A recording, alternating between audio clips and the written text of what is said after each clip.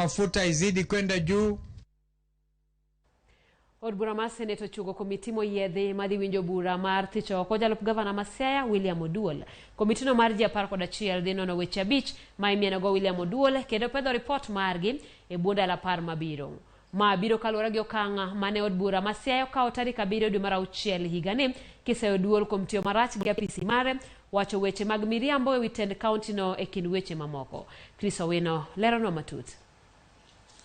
Jumbe ariyo bang' jo od bura mag kaunti ma Siaya goyo ombulu mar golo e apis jalup gavana mar kaunti no William Oduol, od bura mar Senet ochuogo komiti moyiedhi mar winjo burano. Mabiro bang' spika mar kaunti ma Siaya ndiko ne spika mar od bura mar Senet tarik 10 dwe mar 6 higani ewi okang' mane jo od bura mar kaunti no ne okawo mar thicho oko William Oduol.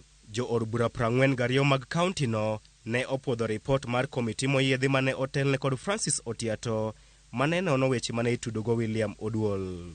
Komiti mar Francis Otiato ne oyudo William Oduol kod ketho mar tiyo marach kod apisi mare, koso bidhruok e apisi, miyo jopiny weche mag miriambo ewi tend kaunti no, kaachiel gi temo soyo lwete e chenro mag pogo orak e kaunti no.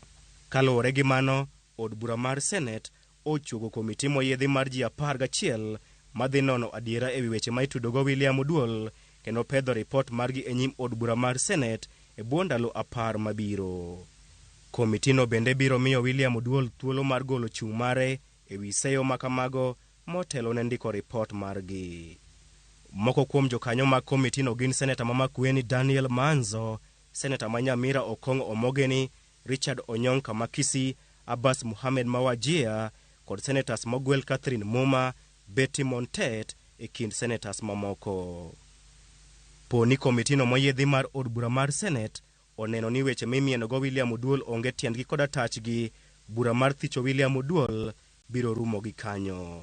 Kata kamano, poni komitino oyudo adiera ewi seyo makamago, gibiro chwalo ripot margi e nyim od bura mar Senet.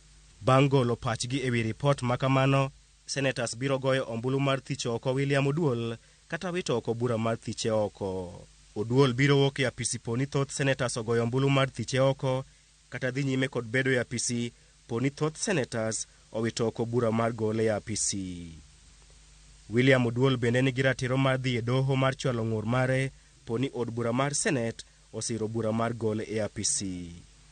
Chris Owino, Ramogi TV, Nairobi.